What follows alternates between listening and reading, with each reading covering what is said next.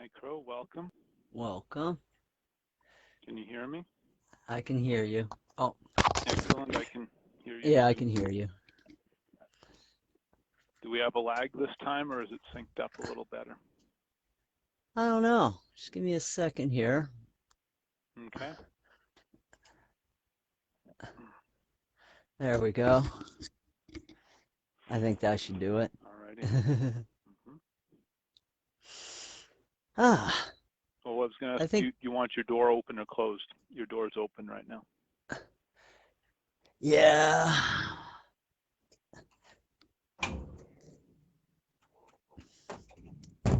There we go. Alrighty. Roommate went away for the weekend. So Okay. I got the whole house to myself, which is Nice. very different.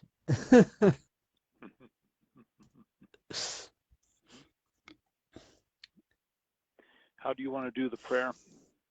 I think I did the main prayer last time. I can do the dedication prayer, and then if you want to do the Father's prayer, that would work, if that'll work for you. Yeah, do the dedication and then I'll do the Father's prayer. Alrighty. Universal Father, we rededicate ourselves to your service. Eternal Son, we rededicate ourselves to your service. Infinite Spirit, we rededicate ourselves to your service. Amen. Amen. For the Father of the people is with your creation by the Father. With the knowledge in the heaven is with the holy name of the Father. For the knowledge of the truth is for the people of the Father. For the kingdom of the Father is in the knowledge of the truth. For the knowledge of the Spirit is with the unity with the Father. For the freedom of the actions is with the knowledge by the truth. For the protection of the earth is for the life of the people. For the knowledge of the Father is with the protection for the people. For the truth of the people is with the path unto the heaven. For the teaching of the people is with the truth of the people. For the knowledge of the day is for the production and learning skills of the people. For the wrongs against the knowledge is with the actions of the people. For the sins of the people is for the wrongs against our neighbor, for the knowledge of the people in the forgiveness of those wrong decisions. For the people of the debts are of the responsibility in the truth. For the people of the awareness are for the forgiving, and the truth of the knowledge of the people is with the teaching with the truth. For the evil of the people is for the lack of the knowledge of the truth. For the knowledge of the truth is for the freedom of the people against the evil and the darkness. For the people are with this agreement. Amen. Amen. I actually, And I just I was wanted to just say, watching. oh yeah, I just wanted to Go. say about the Father's prayer. It's interesting how slowly I'm picking up on remembering, because almost every time I'm slowly remembering certain words more and more of it, which tells me one thing: there is a ton of information encoded in that thing, or information, maybe not quite the right word, but it's data, whatever it is, encoded at a hugely dense level. The thing is, there is a lot going on in this little prayer, and I guess that's probably why Mm-hmm. it blows my mind. I mean, for the freedoms of the actions is with the knowledge by the truth. I mean, that one little section, that's basically telling you that freedom can only be gained through the pursuit of truth and the pursuit of knowledge. And there's no other way for freedom, because when you look at the Luciferian philosophy, there is no freedom in that philosophy, even though, like, there's superficial freedom, but there's no real freedom. Uh, what I mean by superficial freedom is that in Luciferian philosophy and in satanic philosophy, it's about power. It's about having power over people, and having control.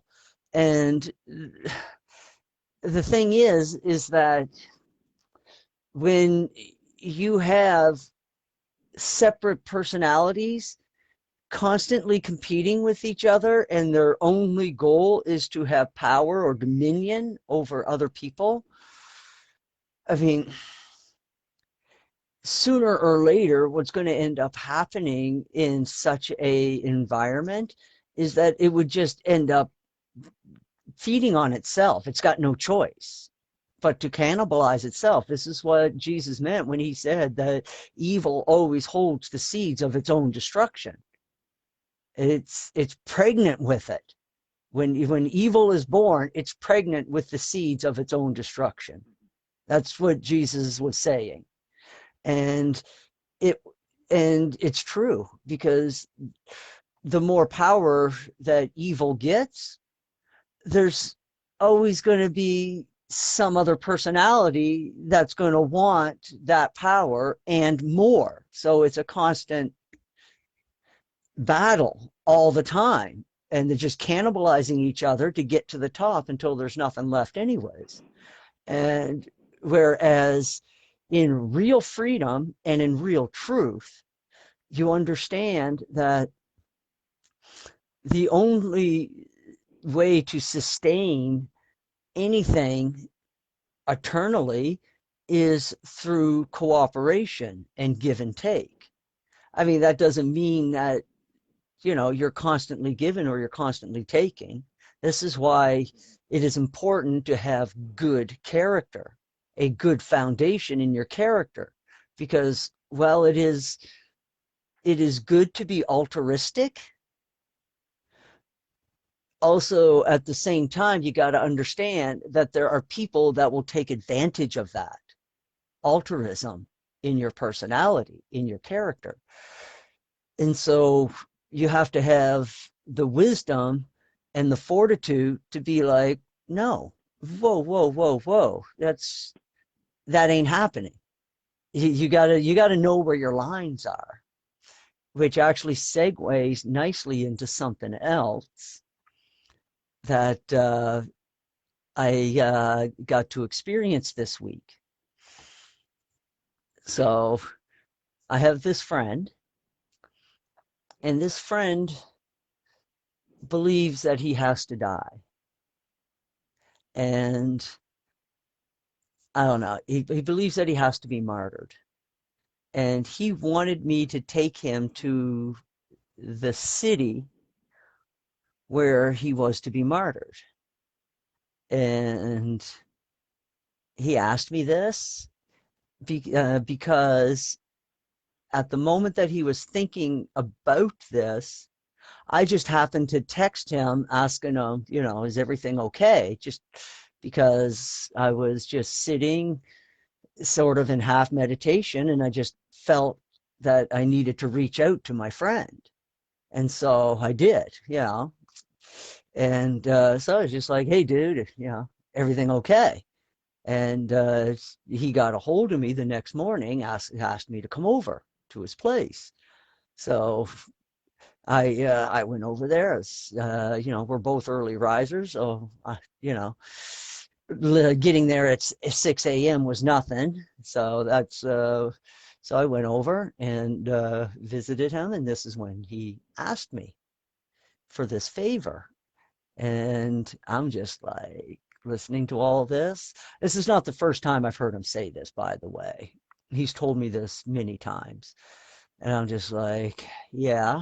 And he was like, well, you texted me right at that moment.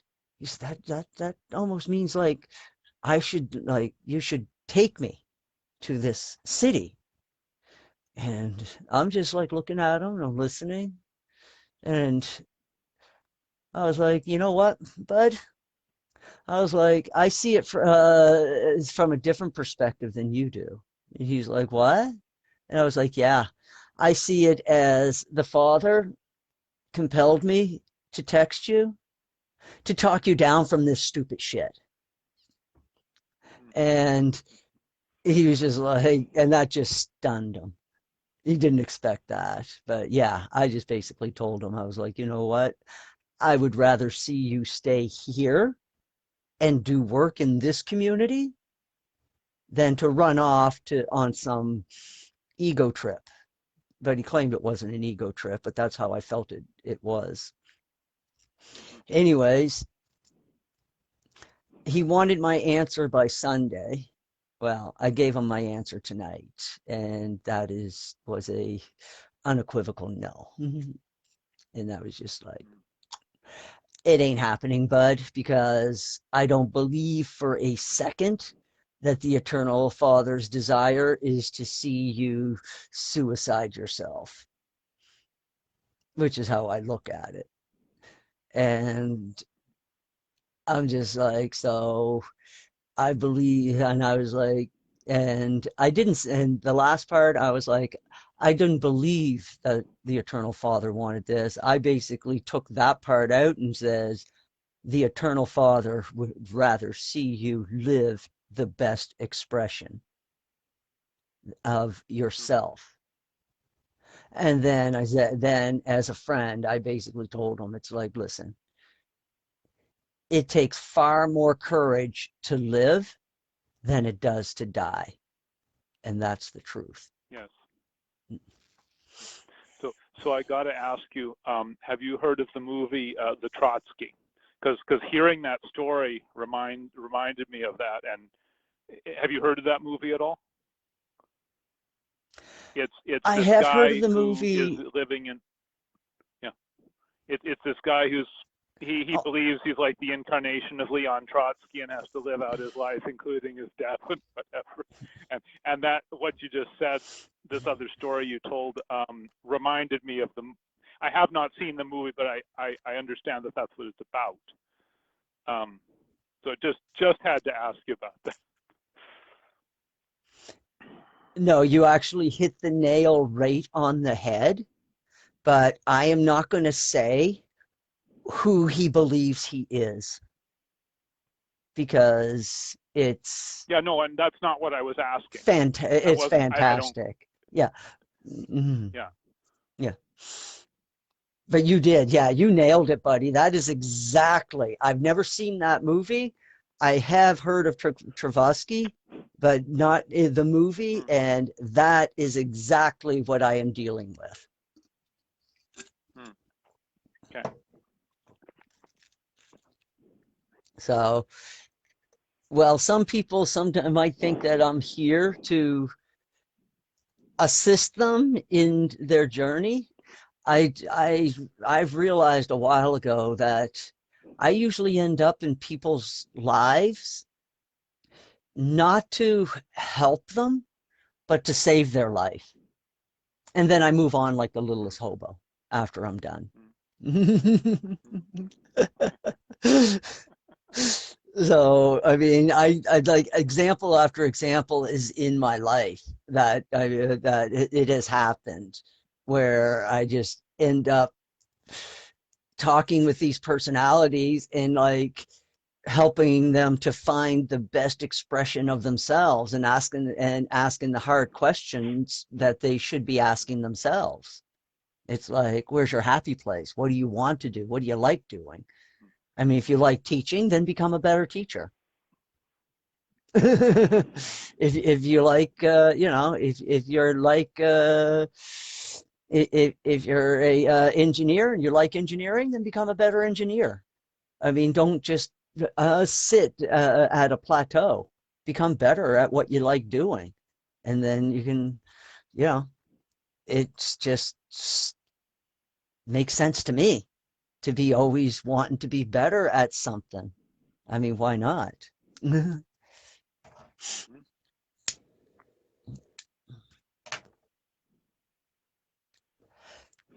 So shall we move on to what's going on in the world? All righty. What in a minute we're going to know what the news is or whatever. I'm trying to reference Paul Harvey, but we've heard now we've heard your story. In a minute we're going to know what the news is. I guess. All right. So go ahead. I hope I can keep it all on track, because it's like so much is going on. Some of it is just pure foolishness, but it has to happen. And the best part is that I can see the plan. I see how the plan is laid out. Like the closer we get to the finish line, the more broader, like, I can see the plan spreading out, and it's a beautiful thing, actually. And right now, the whole world is being primed. Like, it's being primed hard. Okay, so we had Kyle Rittenhouse's trial, where everybody now knows that the fake news is just, not only is it fake news, it's just bullshit news. It's like, you can't even call it news. It's just bullshit. Because, I mean, you could watch in real time reality, and then you can watch at 6 o'clock what CNN was saying. And it's like, these people live in an alternate reality and they ain't fucking seeing it. And so that showed people something. But it missed another segment of society, that whole Kyle Rittenhouse thing. That missed the segment of society that's like head balls deep into like pop culture and don't see anything outside that box.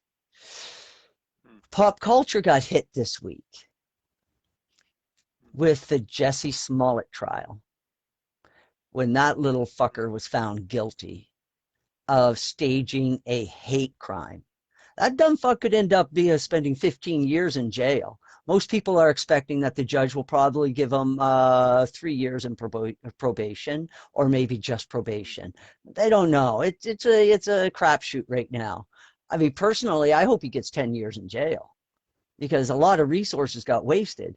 But what's been happening all week on YouTube, it's like, they can't even help. I mean, I know nobody can help themselves. It's just such an easy target.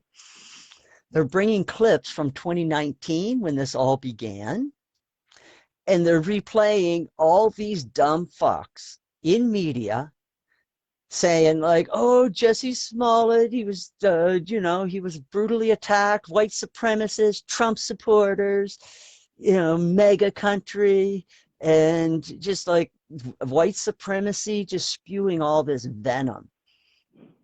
And now, what we find out through the trial, I already knew this a while back, but people have to see it on display in trial in order to really, for it to sink into their reality, is what they seen on trial is the two guys that attacked him are both black. They're both Nigerian with unpronounceable names, at least from an English tongue point of view. And they were paid to attack him. In fact, there was video showing in court that of them doing a dry run. And when these two Nigerian brothers were asked, what did Jesse tell you that you were, what you were doing? What were you being paid for? They said, oh, we knew we were staging a hate crime. And he said it was for, it was for media, for like, TV. And they, and so these two dumb brothers who can, probably, they only know limited English, they're bodybuilders. So I don't expect their IQ to be, in the stratosphere, not by a long shot. And there was like a bunch of other stuff that came out that was just like, oh dear God. And of a sexual nature between these brothers and Jesse Smollett, and you just shook your head. fuck me. Of course, there had to be something. And so anyways, this is what we find out. And then just to like, I mean, you got to give Jesse Smollett props. I really have to give him props. I mean, not only did the fucker double down on his story, this guy went like all in Texas Hold'em, all in, and like tripled down on his story. And with all this evidence showing all the bullshit, this guy gets on the stand and swears to fuck that it's all that everything that he says, his side of the story, is the absolute truth. And I'm just sitting there. It's like, buddy, not even 10 feet away from you is every piece of evidence that says you're full of shit. It's like these people can't even admit the truth when the evidence is on the table less than 10 feet away from them. That right there, that was, I mean, props for a brother for fucking hanging on to his bullshit. But my God, from a psychological point of view, that is just alarming, to say the least. I mean, to the cognitive dissonance, this is what we're dealing with when we're dealing with the swamp. This is why we have not been able to defeat evil for 1,000 years. The cognitive dissonance has to be their greatest weapon. Because think about it. How many fucking stupid people still believe Jesse Smollett's story, even after the dumb cunt was found guilty? And even after he's dragged off to jail, and people will still be standing up saying that he was railroaded in the court system. It's like the DA didn't even have to work for this one. It was the exact opposite of the Rittenhouse trial, where Kyle was like fighting for his life and the DA was just incompetent. This was the exact opposite. The defense attorney was incompetent and the DA just let the evidence speak for itself. She hardly even had to fucking work. I mean, she just had to walk in and just show. Go ahead. Never interfere with an enemy. Give them enough rope. Oh, truer words. True. Anyway, so I just, yeah. Oh, yeah. Oh, rope couldn't have been a more appropriate thing to say, because that's like what Jesse Smollett walked into the police station with a rope around his neck. I mean, here's Jesse Smollett's story. This is, in case anybody haven't heard it. And I mean, only an idiot would know that. It wouldn't see it as bullshit immediately. I mean, as soon as I heard the story, I was like, bullshit. And, you know, and I didn't need to go any further than that. And I didn't even know who Jesse Smollett was. Didn't have a clue. And I called bullshit on that. I just thought he was just some random guy that lived in Chicago. Then I find out that he's like this lead actor in some show that I've never heard of before. But apparently it's a big deal show. Go figure. So, yeah, Empire. So he's this big deal actor in this big deal show called Empire. Go figure. So anyways, he goes, apparently he gets home. He flies in from somewheres. And he gets home, and apparently he's talking to his trainers on the phone. And apparently he was supposed to do some training that night, but it got late. He was tired getting off a plane. Go fucking figure. I mean, I've traveled. It's like I don't plan anything too drastic when I land. It's like what I plan on when I land is 6 hours of fucking alone time. That's what I plan. I've just been stuck in a tin can with like fucking 150 other people, and I can smell every one of them. I just want to be alone. Yeah, that's what, yeah. You wonder why I smoke? If I didn't, I'd fucking smell everything. And so uh, this was his stupid plan. Well, right off the bat, I think to myself, he's either stupid uh, or just fucking full of shit. Because anybody with any kind of travel on airplanes knows you ain't doing a fucking workout after doing that flying. So, anyways, Zoom. So that's okay. Maybe it's not bullshit. Okay, I can accept that. That might be true. Okay. The next thing that happened really stretches the line of bullshit. He decides at 2 a.m. that he's going to go out in Chicago and go to Subway around the corner, a couple of blocks around the corner, and grab himself a Subway sandwich. First thing that enters my mind, buddy, you're a big time fucking TV actor. Fucking ever heard of fucking DoorDash? Skip the dish? What? Uber Eats? None of this shit enters your mind at 2:30 in the fucking morning?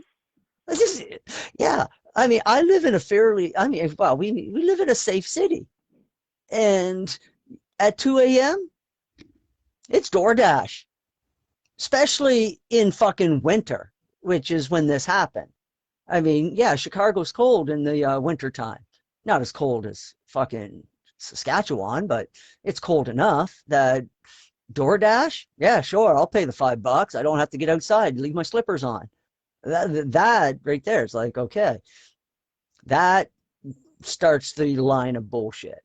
The next piece of bullshit is he's downtown Chicago, has two guys come up to him, white supremacists, and they say that this is mega country.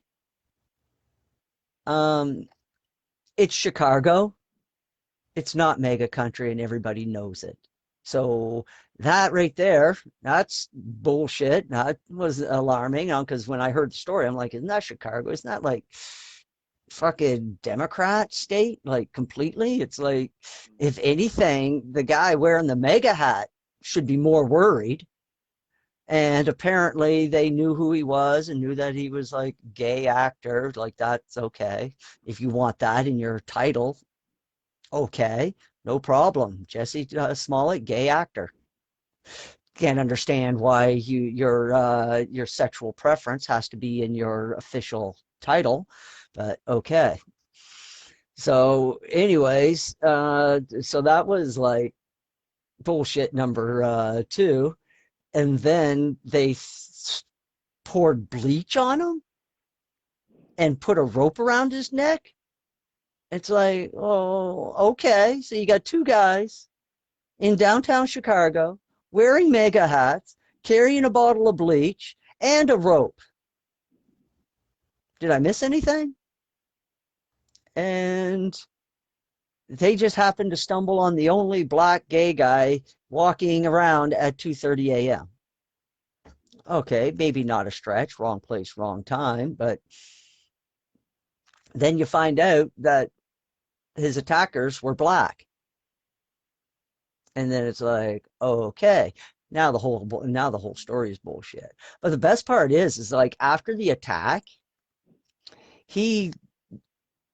according to his story, he crawled himself to the police station and with the rope around his neck and smelling of bleach and saying that he was just attacked by white supremacists. And the police said that were the words that he actually used. And so, yeah, he gave his statement. He went to the hospital, had some bruised ribs, blah, blah, blah. It didn't take the police very fucking long to figure out that his story was bullshit. But within 24 hours, there was so much media hype that they had to, and he started doubling down on his story. And so they had to really investigate it now. So it's like, okay, I mean, even like I said, even the police knew he was full of shit. But they were like, okay, we got to treat this like a real crime because now they got every camera in the country on them. So now the police spent a couple of months investigating this, using police resources, resources from the DA's office, hours and hours of the legal system being utilized to investigate this one case, only to find out that in the end, the police were right in the first place. The whole story was bullshit. And they spent the rest of their time gathering evidence that it was bullshit. At first, and then they take all of their evidence to the DA, and they're like, this guy just fucking wasted a couple of months of our fucking time. Something needs to be done. I mean, he either he either needs to write a check to the city or something. And the DA was like, nope, we're not touching it. Well, then shortly after that, something happened with that DA, that something came out to the public about her being, corrupt. And it was kind of coincidental that a few weeks after she decided not to pursue the Jesse Smollet case, this thing comes out about her corruption. I was like, okay, this is heading somewheres. So anyways, it was found out that she was corrupt. She got, I think she did actually get charged, went to court and got sentenced or cut a deal, something like that. But anyways, it didn't make the news cycle very much, go figure. And a new DA was put in place. And again, the police department are like, okay, are you going to do something about this? And this DA was like, yep, he just wasted a lot of time. And there's laws against that stupid shit. Because if you or I did something like that, sent the RCMP on a wild goose chase across fucking 2 provinces, yeah, you don't think we'd be going to jail? You're damn right. And they would come after us. Because it's like, you just wasted our time. And we don't like that. Nobody likes their time being wasted. And, that's just the nature of people. And so, yeah, the police, so that DA pursued it and won it. Dumb fucks found guilty. Now we get to find out, I think this week, that what his sentencing is and how much, what he's going to get. I mean, like I said, I personally hope the judge throws the book at him, because nobody should be getting away with that shit. Because if he gets away with that shit, then that just means fucking everybody will be crying wolf and have the police all over the country running in circles. You don't think that can happen? Yeah. Same thing happened with the Kyle Rittenhouse thing. Oh, there's going to be riots. Yeah. No, there's not. You know why there wasn't riots? Because the guy that defended himself from attackers won his court case. That pretty much put everybody, all these rioters, on notice that, hey, those of us who have guns and own property in these neighborhoods, we will defend it. With lethal force. Yeah. Rioters going to think twice about breaking a window when a guy's sitting on the other side with an AR-14 and just be like, yeah, my property. I paid for this shit. Father used to the reason why my father used to negotiate contracts between employees and employers, and he was very successful for one reason, is because he understood that it was always the owner of the company is the one that is stepping out on that ledge. He's the one who's at risk of financial ruin. The employees, they just lose a job. They'll go find another job, but it's the guy who owns the business. So he always took that into account when he was negotiating, and he also took that into account when he would be talking to the employees. And he would somehow bring both sides together in a mutual agreement. He was so successful that other unions would call him to come in and he would come in as a negotiator, a professional negotiator, and he made a good living at that. Of course, made a good living at everything.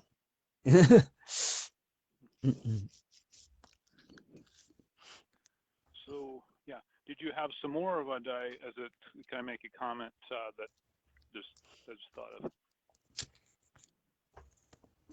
But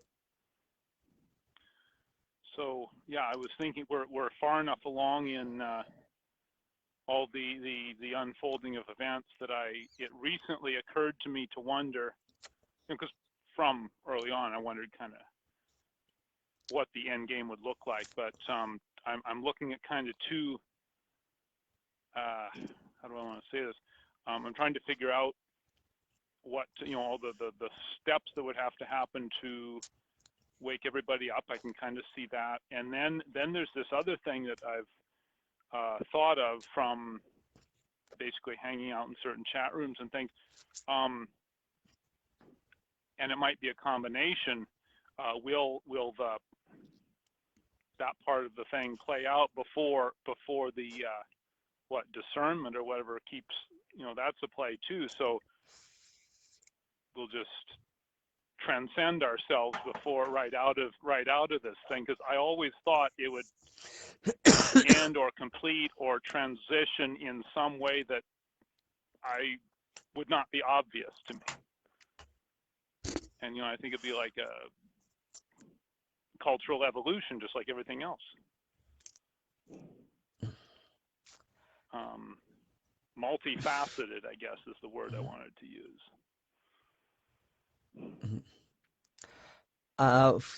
What Michael is doing is he is starving the people of truth. That's what's going on. That's probably the best description I can come up with. Michael is starving people so that by the time we get into the new year, people are going to be starving and hungering so hard for the truth that it's going to be like physical hunger pangs in their bodies. It's going to be an emotional hunger pain. And then right around that time, February-ish, Trump media comes online. You see it? Do you see it? Yeah, so I know with I've all of felt this it already, that a big part of my well-being was knowing what's going on, because in my formative years I always felt like I didn't quite know what was going on, like I was behind or something. So I always wanted to find out as much as I could about everything, and now I'm like, truth or having an idea of what's going on, it's almost part of my identity. So yeah, I'm definitely feeling it. Yeah, the people are, and everybody is going to be feeling it all over the world.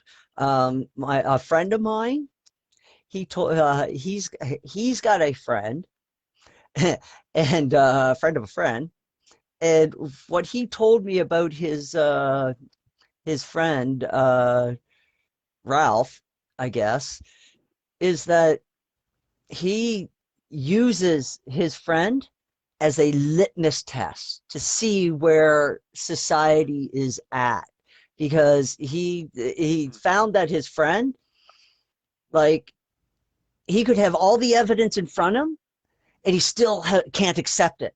It takes my friend has described this to me as it takes months for the truth to start to filter into his brain. And he said it's just like, and what he has noticed in the last year is that what used to take almost a year for this guy to absorb as new information to his reality, it started to only take months. And now it's turning into weeks.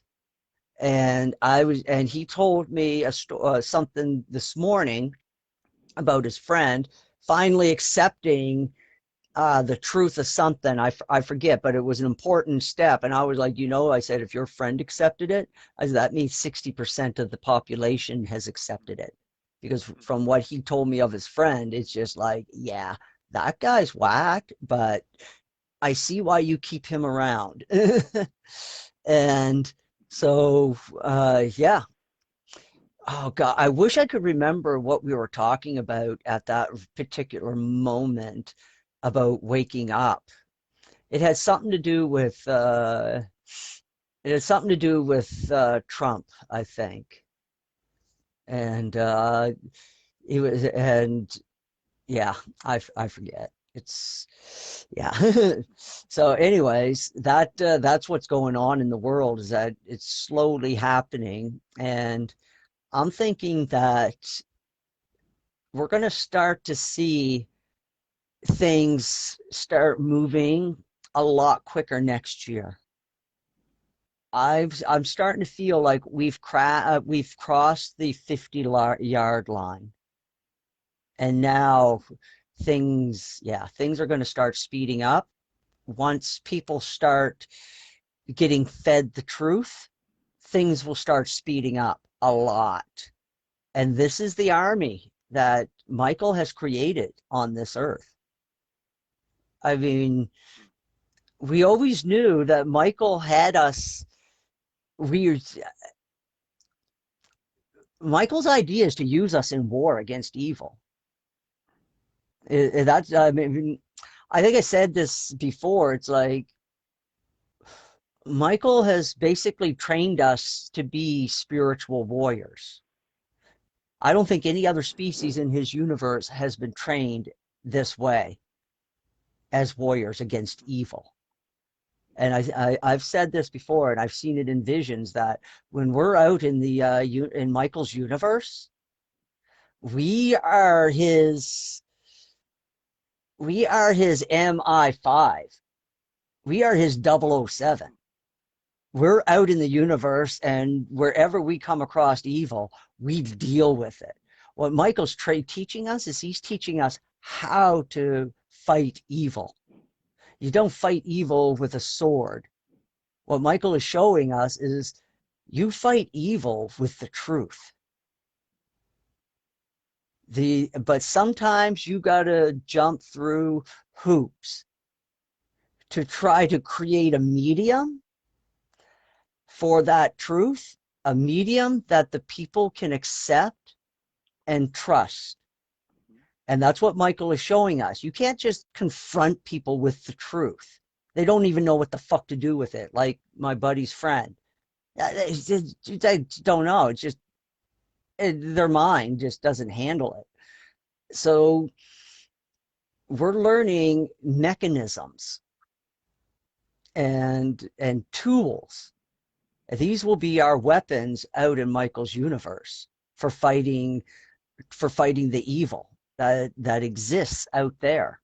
It's not just here on this planet. I mean, the Father understands full well that it is impossible to have free will creatures and there not be evil. Father knows this. So this is why it's important to be able to show people the truth and be able to show it to them in a way that they can digest it properly and accept it and see it for themselves. Never once did the Son of Man in all of his teachings ever force information down the throat of his apostles or his disciples. Never. He always told them something, and then he was like, you're going to have to search within yourself for the truth of it. He's like, I can, he says, here it is. But you search within yourself and see what you figure out for yourself. And he would send his apostles off to meditate about this shit all the time. And they always came back, like, and sometimes they had questions. Well, actually, most of the time they had more questions. And Jesus welcomed every one of their questions and to help them see the truth of it. And whenever and the best part is whenever they asked Jesus a question, this is what attracted them to him the most, is they would ask him a question, boom, he had an answer. Just like that. That's the part that freaked them out. You wonder why they followed Jesus? That was the part that always freaked them out. They thought they were asking a real clever question, and Jesus just, boom. And most of the time, he put it right back on them anyways. It's like, yeah, it's like, well, what do you think? You tell me. And then they would reason it out within themselves. It's like, well, it could be this way, because then as they were talking it out, they realized the fallacy in their logic. Jesus was basically using the Socrates method, wherever the fuck you learned that from, by just asking questions and helping the person that you're communicating with to reflect within themselves so that they can understand the truth within themselves. Socrates once had a young man come before him who was certain that he knew what justice was. And so Socrates started asking him a series of questions. Oh, okay. So he says, stealing. He says, is stealing good or stealing bad? He's like, oh no. He says, stealing's bad. It should be punished. Justice. And Socrates says, okay. He says, he said, when a general orders his army to break down a castle wall and steal what's inside, is that wrong? Well, the young man had stopped. Like, well, no, that's war. Socrates, what's the difference? Well, technically, there is no difference, because Buddy had to hop on his horse, gather his armies, trot several miles up the road to his neighbor, break down the door, and steal it. He's not defending himself. His neighbor didn't attack him. He just decided one day that he was going to steal from his neighbor. So what's the difference? Just because he's a general of an army, does it make it right that he can steal from his neighbor? I mean, Socrates would break it down to the simplest principles. And of course, the young fella, he realized in the end that he knew nothing about justice. The Urantia book tells us very clearly about justice. The Eternals, the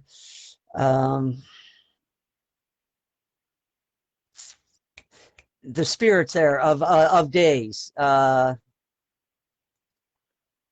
Ancients of Days. Anyways, Ancients of Days. Yeah. Ancients of Days. Even the Ancient of Days have said, or very clearly, that when they judge a personality, they are not just judging your actions, they're judging the circumstances that surrounded those actions. Mm-hmm. They look at everything. They're like, okay, what you did was wrong. That's why you're standing in front of us. Okay? It's like, okay, you stole from your neighbor. That's why you're standing in front of us right now. So we know that you stole. You're guilty of that. What we want to understand is, why did you steal from your neighbor? That's what the Ancients of Days want to know. Why? What was your thought process that led you to that action? And then they will get it out of you. Even if it takes 1,000 years, they will get the complete answer out of you, what your thought process was through that whole thing. And if they look at your thought process and they're just like, oh, okay, there were some really, really shitty fucking circumstances that led you to that guy's doorstep. Okay, fine. That means that we're not going to extinguish your personality. So you don't, you're not getting sentenced to oblivion, but you're going to spend a couple of millennia on the Father's planet. And you're going to learn about the Father. And guess what? You're going to be happy to be on the Father's planet, being able to learn and being given that second chance. And yeah, I mean, even in the story in Urantia, they very clearly, and you kind of get the sense of that when you read the Western New Testament, is that Jesus seen the circumstances of that thief that led him to a life of thievery. He's seen it. It's like, he just had a shitty bunch of circumstances. He was a good guy and he did the best he could. And Jesus seen that there was probably times when he might have helped somebody, like maybe his fellow thieves were going to kill maybe kill some kids, but he was able to hide them and keep his fellow thieves away from that room until they finished their task and left. So, so Jesus could see that he had tried his very best to be a decent human being given the circumstances that he was in. And he must have been in some really shitty circumstances to end up on a cross next to Jesus. So, yeah. So even Jesus seen that immediately. And that's why he said, hey, buddy, yeah, no problem. To the mansion world with you. We'll start you'll start to learn, this is where your real training is going to begin. All this whole life that we're living, this is all foundation work. This is all character foundation work. And that foundation we take with us into our second life. That's so, I mean, our only job, our only purpose is to create that character, that foundation for a character, something that God can build on. I mean, you arrive in front of God without no character, God's just going to be like, you got no root. What the fuck am I going to do with this? That's like any sad plant that comes before a botanist. It's like its roots are shallow. What the hell am I going to do with this? It's dead. And that's how God looks at people with no character. It's like, you're dead to me. You got nothing. So it's like, woo, off to oblivion with you. And the expression of your soul will happen somewhere down the line again. That's about the extent of your reincarnation. Anything that is good will be kept by the thought adjuster. Everything else goes with you to oblivion. See you the fuck later. The universe is just going to recycle your crap. I'm sorry, there is no holding pen in hell for souls. The universe does not waste energy, does not waste matter. Everything is recycled, including a failed soul. Like I said, only the good parts are kept. Everything else heads for the fucking garbage disposal. Gets ground up, broken down into its individual components, its atoms, right down to Planck, right down to the Planck length. Everything, oblivion. Everything is broken down to the Planck length, which is the smallest unit. Composted and recycled, spread out on the back garden.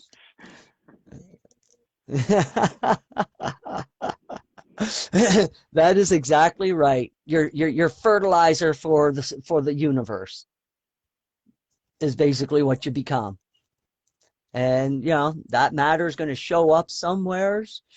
I mean, not a complete waste. That's the beauty of it, because everything that you've experienced, even though it might be an evil life, it doesn't matter. Everything, all that experience is still energy, and it's still matter. And it can be just broken down into its individual components. Fucking It'll clump together somewheres out in the universe, and guess what? It's a new solar system, new galaxy. Hard to say. Anything's possible in this universe. But that's what's going to end up happening eventually. Is there any part of you left in that fertilizer that was scattered across the universe? Nope, not a thing. Completely gone, completely oblivion. That is more fucking terrifying than any hell you can imagine.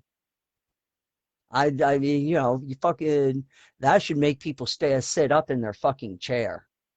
Oblivion? Yeah. After fucking hearing that truth, everybody wishes there was an actual hell.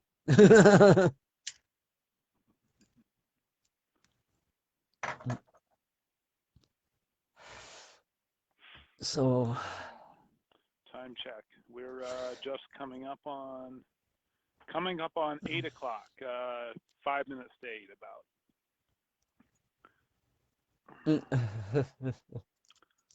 well, we went from well, we went to hell, so we might as well come back. Okay. More about Michael's plan going forward. I guess we spoke on this before. It's like people need to just accept that there's no going back. We must move forward, and we got to decide what kind of society that we want. Do we want an elite society, a separate caste ruling over us? Or do we want people, our neighbors, taking up these positions of leadership and administering these things for us in, you know, in a trust type position? And, you know, so that we can carry on with our everyday lives. We can do our trade and do our, you know, do our hobbies, do everything, the things that we like doing. Is like, are we gonna continue forward with a purely capitalist society that eventually, as much as I love capitalism, I understand that capitalism has the potential to devour itself, and it will, especially if the people that are involved are operating from a Luciferian perspective, Luciferian philosophy. And even the founding fathers of America, they wrote it down. They said it out loud. They recognized that the principles that they laid out in the charter would only work in a Christian Judeo type society. They understood that, and they said that. It will only work in a society of not so much mutual respect, but a society that would prefer to work towards a greater goal for future generations than a society that is self-consumed by the present. Which I always thought was fucking kind of, I always thought was a little bit bullshit. Live in the present moment. Live in the present moment. Yeah, that's fine for like for like maybe an 8-year-old. But for an adult, you've got to make plans for the future. You got to know what the fuck you're doing next week, or guess what? Next week will come and you ain't going to have the money for rent. That's reality. That shit ain't ever going away. And fucking, so yeah, this living in the moment thing, I've always felt it was a joke. In fact, well, I mean, I read The Secret, and my first thought was it's wholly Luciferian. It's taking truths of the universe and twisting them to a self-serving purpose is what it does. What? So, sorry, I'm my My parents don't realize I've got a headset and my mom's talking and my dad's shushing or not. You're not. They can't hear you over the airway. They can't. Yeah, no, my microphone. I've tested it now that I've got the wind guard on my microphone. It can be blowing a gale outside, and whoever's on the other end can hear me okay. And I've gone up to like Nice. a tractor engine that's at half throttle or something, and stood right beside it and talked into the microphone. They hear me, and they hear a little bit of the engine, but not so. Yeah. Nice. So I was kind of cracking up over that. I don't know quite why, but anyway, a little aside there. Oh, yeah, I thought you were cracking up because I was dissing The Secret so hard.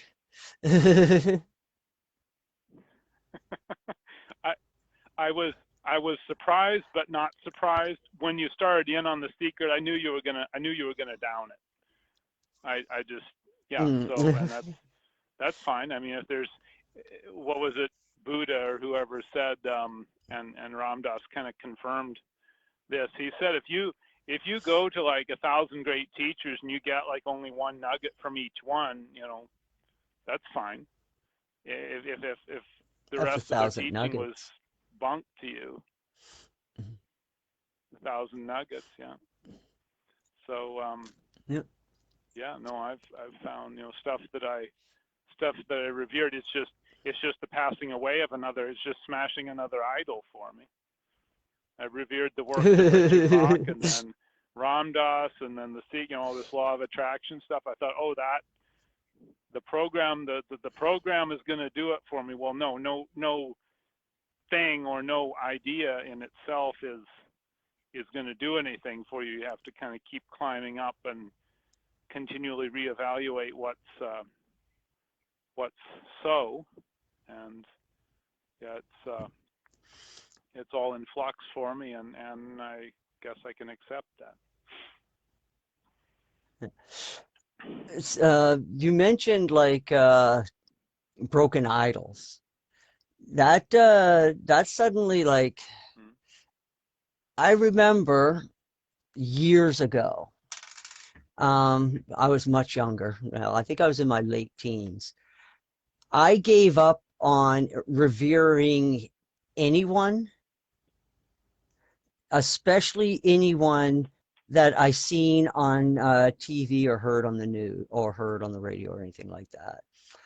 Because for a while there, I was like really into like pulp culture of that time.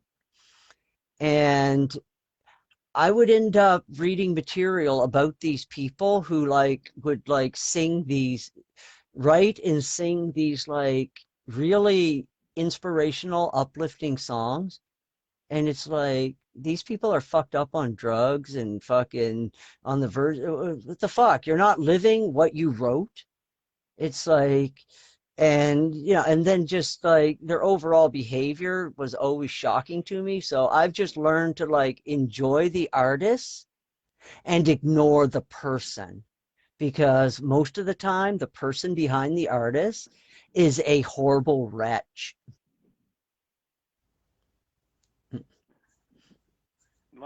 Unless it's like Hank Williams Jr. The songs and the life match. Remember which one is it? I don't remember which exact song it is of Hank Jr., but he said there's a couple of things. Why do you Hank, why do you drink, why do you roll smoke, why do you have to live out every song that you wrote? and I think he's owning it basically by saying, you know what, my life and my songs match. Yeah. I actually enjoyed the honesty of Hank Williams Jr.'s music. And I've looked into his life, and yeah, I mean, the guy, as far as like character goes, I think the guy did well, considering everything that was around him, especially growing up. I mean, he grew up as the son of Hank Williams. I mean, there were expectations put on that poor guy that, whoo, Molly. I mean, when I read his story, I was like, holy fuck. It's like, you think you've got fucking overbearing parents? I mean, they were like on him with music lessons, guitar lessons every day, all of it. And then, I mean, and then like even as a teenager, I've seen some video clips of him playing as a teenager, and you could just tell he had the same look in his eye as Michael Jackson as a teenager. Like every aspect of their life was just micromanaged to death. And it's kind of the same look that sometimes you see in royalty because everything's just micromanaged. And and to see what he did, that to me was that to me was almost an inspiration because we got another what he had done. Watcher. Okay, what he had done was that he had overcome all of that to become his own kind of artist and to do what to sing his truth. And that is, I mean, I guess the only music that I've listened to of Hank Williams Jr. is one album, and that was his greatest hits. And that just seemed to play everywheres that I went at about that time, like just about every house or every party I went to. It was either Hank Williams Jr. or oh fuck. One whiskey, one beer. Oh man, I can't even remember his. Oh man, it's like right there. Anyways, they were all party songs.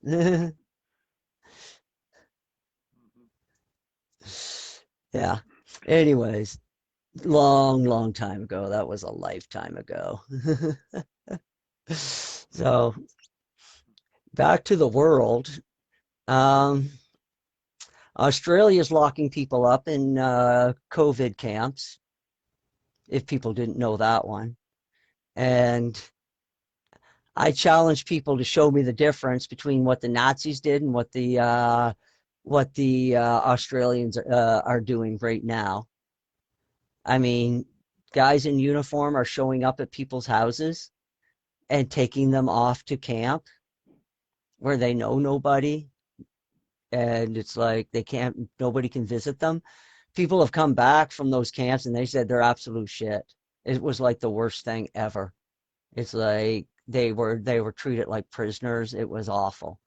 And I don't know what Australia is going to do. But I know that if Australia succeeds at this, Canada will be next. They're gonna start that shit here. The only thing that keeps everything in line is because we live next door to the Americans. So Canada sorta, kinda has to take America's lead on this. And Joe Biden he knows that he cannot write an executive order mandating vaccines. So his workaround is mandating companies, but that mandate doesn't stick either. But companies are following the directive anyways. Who knows? Maybe they're in on the joke. But what's happening is these companies, they're falling apart because the people that walked out, these were the nuts and bolts people who had all the common sense to understand that, you know what, this isn't as bad as people say. I got it. If you're healthy, you get over it, and you are now naturally immune, and you go forward. You have natural immunity. This is what all the people on the ground found out. They know this. They feel it. It's funny that it had to happen that way, that it's a groundswell. It comes up from the grassroots. Meanwhile, we got like fucking all the fucking elites running around in circles, fucking, fucking trying to fucking get everybody fucking jabbed fucking 4 times at least. And now they're announcing that you might have to go 7 times. You have to go for 7 procedures. 7 fucking procedures. I understand the first one, why everybody jumped it. Nobody knows. People are scared. They had their reasons. They might have been in, position where they're, where they're susceptible, where they're vulnerable. I understand that totally. Even Michael understands that. After 1,000 years of bullshit, what do you expect from people? I mean, it's kind of like, fool me once, shame on you. The second jab comes around. Well, now people are like, well, fool me twice, shame on me. So now people, but even though now the ones that have gotten the second, they're pissed off because now they got to go for a third. And some of them before they can travel. Mm-hmm. And so now, okay, so you told me that you'd leave me the fuck alone on the first one. You told me you'd leave me the fuck alone on the second one. You got me to get a third. And now you're telling me that you're not going to leave me the fuck alone until I get 7? That's where we're at, people. 7. Israel's already on their 4th. It's like, oh, this one. Yes. Oh, I'm glad I remembered this one. You've got to hear this one. This is fucked. Okay. 40 years ago. Well, actually, sorry. Go back further. There's this palm tree. It's called the Judean palm tree. It went extinct 2,000 years ago. The Romans burned the last one shortly after Jesus died, within 300 years after Jesus' crucifixion. No more Judea palm date trees. So 40 years ago, archaeologists digging about some ruins found these Judean palm tree seeds, perfectly preserved. And they sat on a shelf in a museum, forgotten about mostly, until 15 years ago.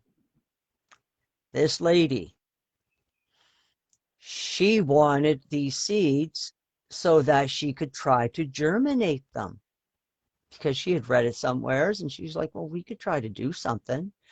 And after some paperwork and some back and forth, because government, and so they gave her a bunch of these seeds. Like it was big. It was like probably about 20 inches and about maybe by 6 or 8 inches wide. It was a big bushel of seeds, all preserved on their stem.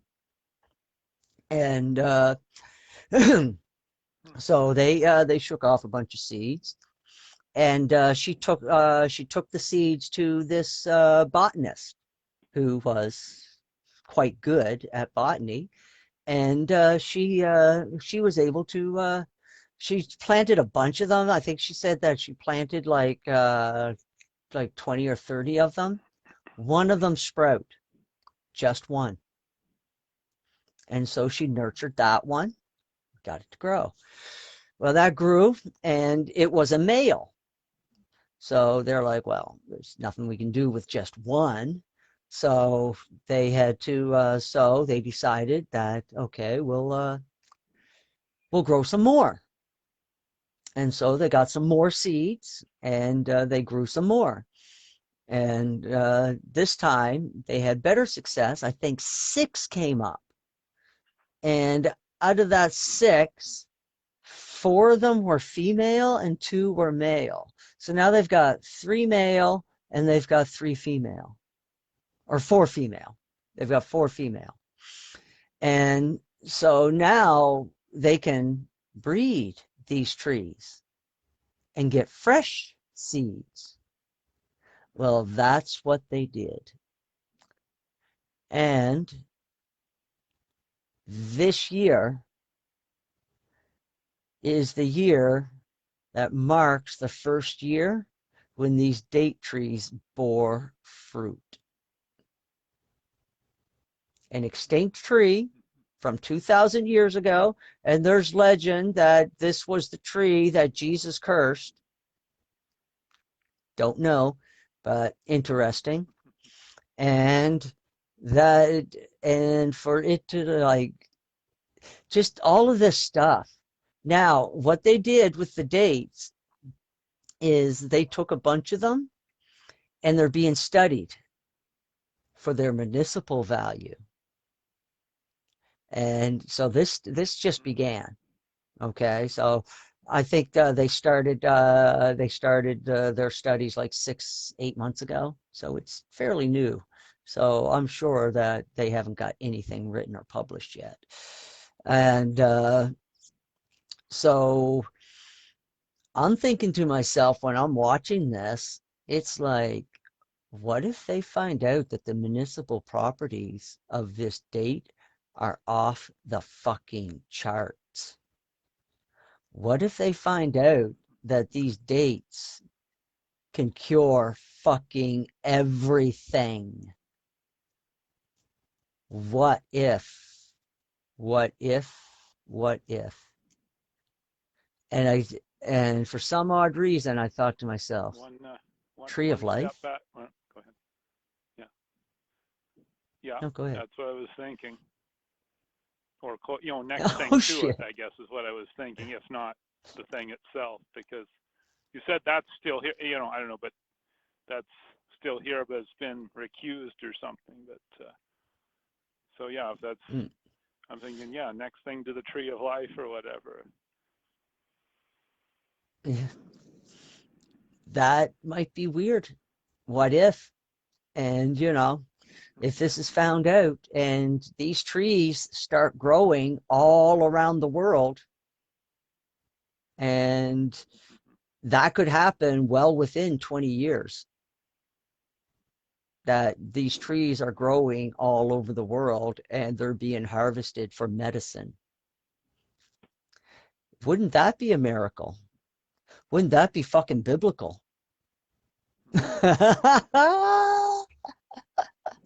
Oh. Oh. And all Q said was saving Israel for last. What the fuck does that mean? Last for what? I mean, I don't believe that Michael's going to destroy them. No, that ain't happening. What has to happen, and Michael knows this, is that Israel has to come into the new covenant. Israel has not come into the new covenant. They have chosen to stay in the old covenant. And so Michael knows that in order for Urantia to move forward, all of Urantia has to come into the new covenant. I mean, China will. That's hardly even a question. I mean, everything points to China will come into their version of the new covenant, which will be a mixture of tradition and, for lack of a better description, well, actually, we do have a word, Judaism. So it'll be a mixture of Confucian, Judaism, and this will be coming together. So they'll take this teachings of Jesus and they will put them with their teachings of Confucius, and they will fuse together their own religion, and it will suit them. And this will begin once China does this, And they're on the cusp of doing this. The communist government is the only thing holding this back, but it's like almost there. And once this happens, it will begin to spread around the world, and other cultures will begin to do it themselves. They'll take the teachings of Judaism, and they will merge it with their own cultural beliefs and their own cultural morals. And it will turn into something beautiful. It's already happening in the Muslim world, by the way, although none of the leadership will accept it. But that leadership is just as corrupt as the leadership at the Vatican. So what do you do? Oh, I have, before I just wanted to interject. You said Q talked about saving Israel for last, and we wondered what that was about. I have a kind of a theory from one of the Monty Python movies. Life of Brian? This is, I think, in the part of the movie where Brian has been taken by the Romans and he's going to be put on trial or something, and they say, well, we have to rescue him, and we have to have a meeting on how to rescue him, and then they spend the next 5 minutes debating the format of the minutes for the meeting. Oh. Oh. Actually, I'm sitting here thinking to myself, is like, am I reading the Q post correctly, or did I add words? Maybe if it says saving Israel last, that changes the whole fucking post. Is it saving Israel last or saving for Israel last? I'm gonna make a note to write that down, because I saw that one, and I'm gonna say it's, you know what, I'm not even gonna say. I have to go look at it, and I'll report back on the next episode. If it changed, I'm gonna call the Mandela effect.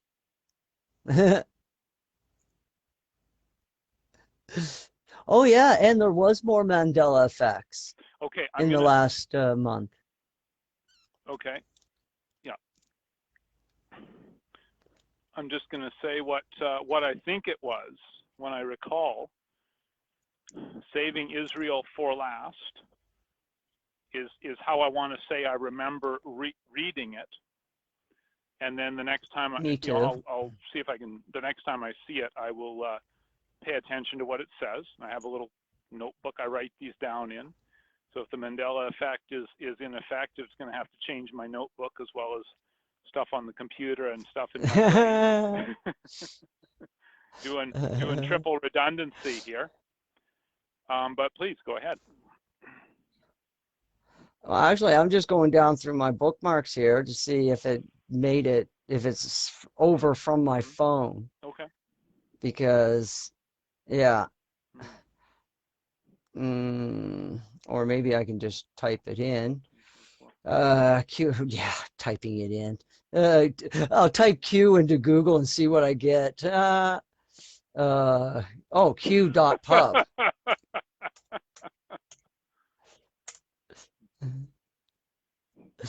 Yeah.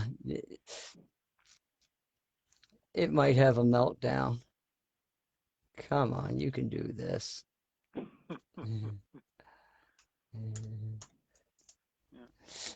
Type Q into Google, and it doesn't know whether to give you the stuff on Star Trek's omnipotent alien or a right-wing conspiracy theory. Yeah, this site can't be reached. Yeah, I just fucking bet. Now, sometimes my bookmarks from my phone don't make it over onto my computer. It kind of pisses me off. Oh. But yeah. Okay. Let's see. So, yeah, nope, Google's not helpful at all. Didn't think they would be. Yeah. No, didn't think they were going to be helpful at all. Let's see. We're at 8:25. So is there what do we have, any closing words to sign off with? Or was there anything else you wanted Well, to cover? I'm trying to think. I don't think there's anything else I can remember for this. I mean, Ghislaine Maxwell trial going on. That's Mm-hmm.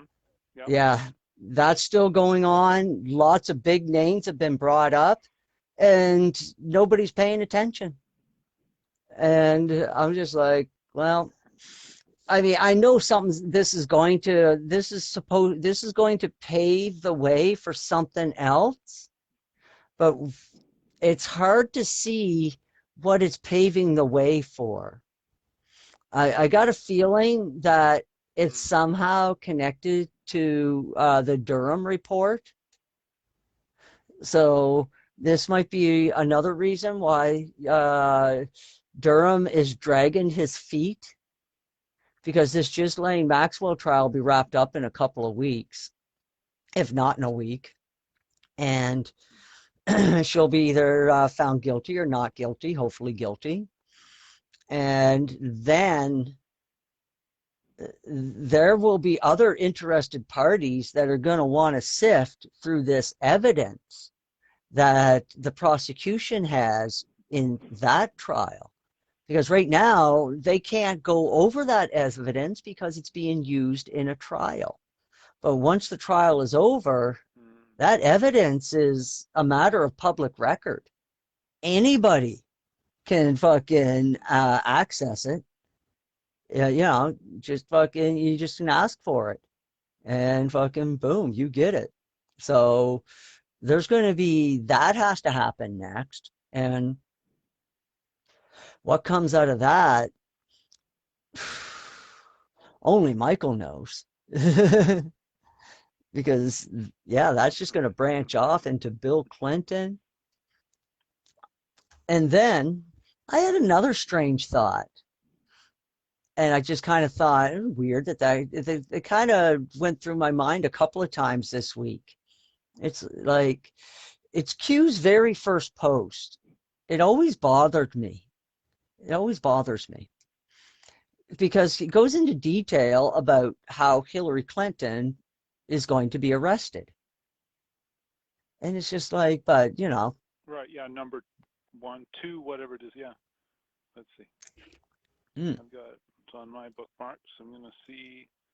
Yep, so it's either number 1 or number 2, because number 1, yeah, it's number 1.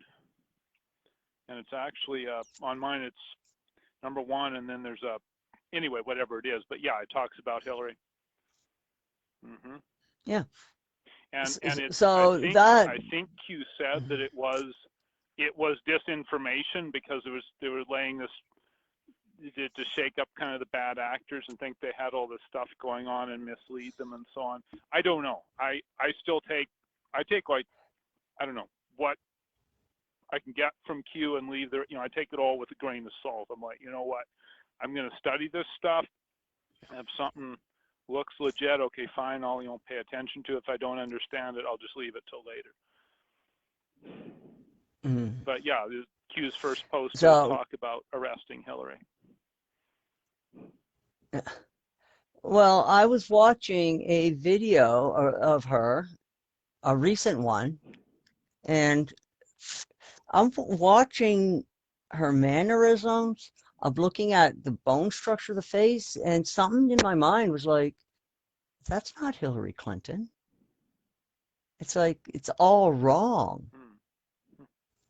And then, I'm thinking to myself, it's like, maybe the dumb bitch was arrested. It wasn't made public. And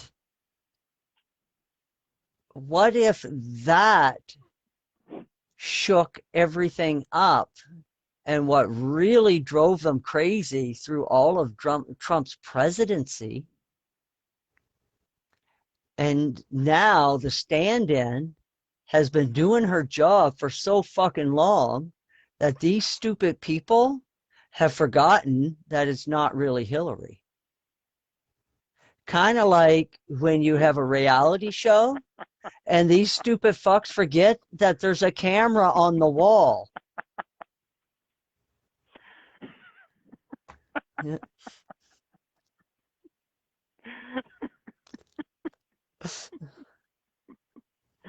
I mean, it's possible.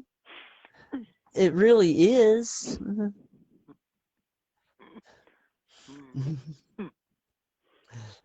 So. And then the real Hillary and the stand-in come out and fight on camera, and everybody shouts, "Jerry, Jerry!" Turns it into a Jerry Springer episode. I'm HRC. No, Yeah. I'm HRC. Well. Get Bill to find the and Bill doesn't want it to have anything to do with either of them. It'd be his worst They bring nightmare. out Bill to identify the real one, and he just turns and walks away. Oh, yeah. So that crossed my mind. I mean, they've got so much going on that it would be easy to overlook and to just not and just forget. Yeah, I'd say that. Yeah, I'm surprised our leadership. that if they're under half the if guessing what they've been under for like since 2012, say, I'm surprised they appear to be as coherent as they are. Like it's almost a miracle that they're able to even function. I've thought of that too. But I think that the bloodlines, the 13 family bloodlines, they are doing their very best to keep the panic at a minimal. So the only thing that these people have to grip on is that they think the spider is still in the middle. They don't know that the 13 families are completely working in the dark. Like the plan from 2012 forward has been slowly mutated to more of a plan devised by a human mind than a plan devised by an extra dimensional entity that is far seeing into the future. And so they're in absolute panic mode because the spider disappeared in 2012 because we ended up fracturing our timeline, and she ended up on a completely different timeline. That timeline has ceased to exist. I mean, when 2012 happened, a lot of timelines fractured out. That's why there were so many Mandela effects around that area.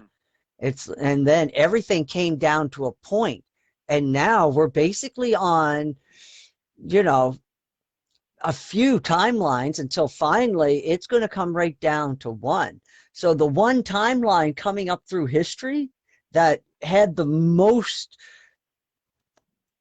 timelines bundled together around a core, sort of like thinking of a rope, all these little strands of time wrapping around, and it created a rope of time. And so when it came through 2012, it was the biggest one. All the other timelines just splintered away immediately. That was the shift. And then we come forward with this other timeline. There's other timelines attached to it, but then slowly they are all dying off. I mean, in some timelines, spider disappeared 12 years ago. In other timelines, the spider disappeared in 2012. Other times it disappeared in 2014. But by 2016, she was completely gone out of all timelines, completely purged out of all the timelines. And that's what's happening. All the timelines are splintering, are gone. And it's narrowing down. It's faster and faster. It's narrowing down. And we're getting close to the threshold where the path of dark and darkness of death and darkness is just going to just splinter away, and it's just going to just, and all of that time is gotten recycled back into the universe, all of it, and then in about another, very quickly, we'll end up making a whole bunch of other timelines, which will again fucking culminate in 1,000 years, and there will be a new decision that we'll have to make as a society. Yeah, that's if we make it. But it looks promising. It looks like Michael's plan is moving along perfectly and at a pace. So, have no idea what's next. Enjoying the movie. It's like any other movie that we're watching. We can only guess what the plot line is. Yep. The good can never guess the end of the good movies. It's always a surprise. No. And this and this one's going to have a twist at the end.